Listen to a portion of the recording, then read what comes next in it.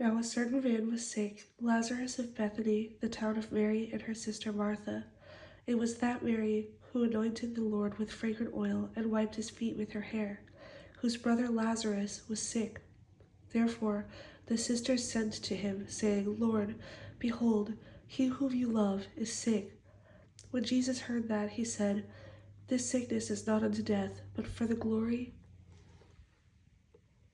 of God, that the Son of God may be glorified through it. Now Jesus loved Martha and her sister and Lazarus.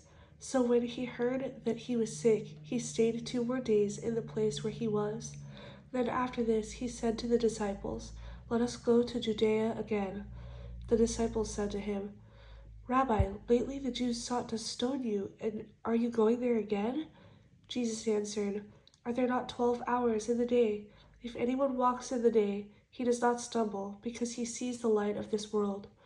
But if one walks in the night, he stumbles, because the light is not in him.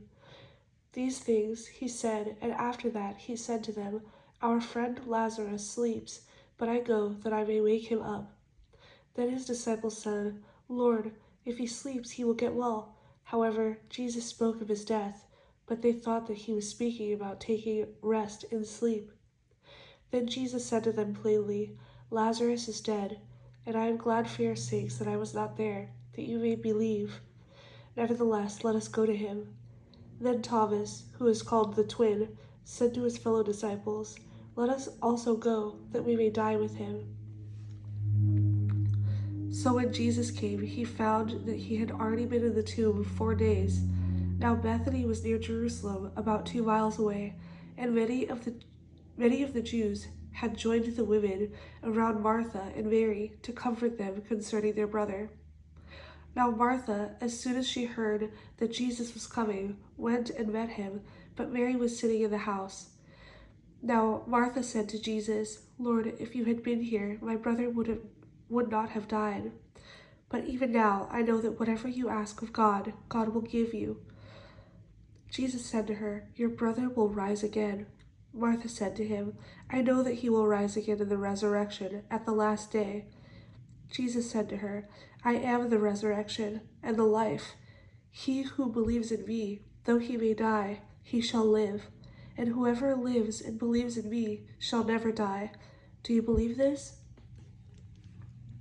She said to him, Yes, Lord, I believe that you are the Christ, the Son of God, who is to come into the world. And when she had said these things, she went her way and secretly called Mary her sister, saying, The teacher has come and is calling for you. As soon as she heard that, she arose quickly and came to him. Now Jesus had not yet come into the town, but was in the place where Martha met him. Then the Jews were with her in the house and comforting her.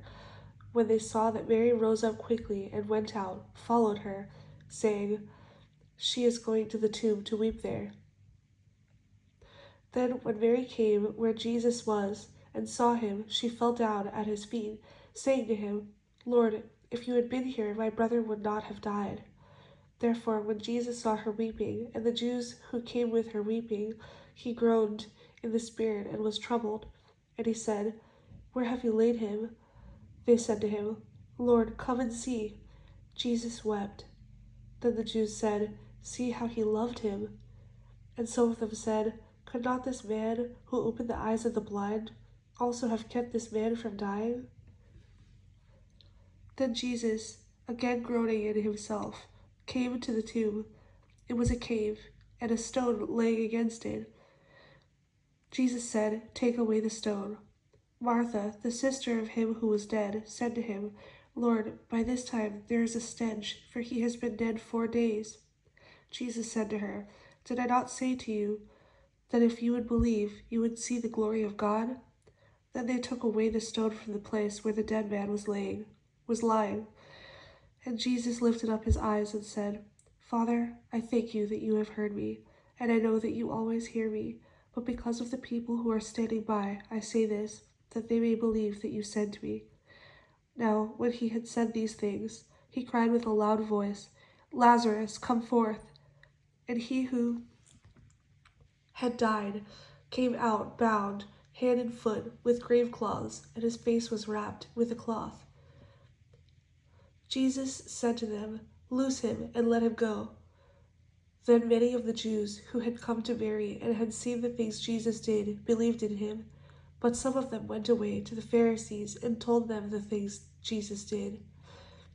Then the chief priests and the Pharisees gathered a council and said, "What shall we do? For this man works many signs.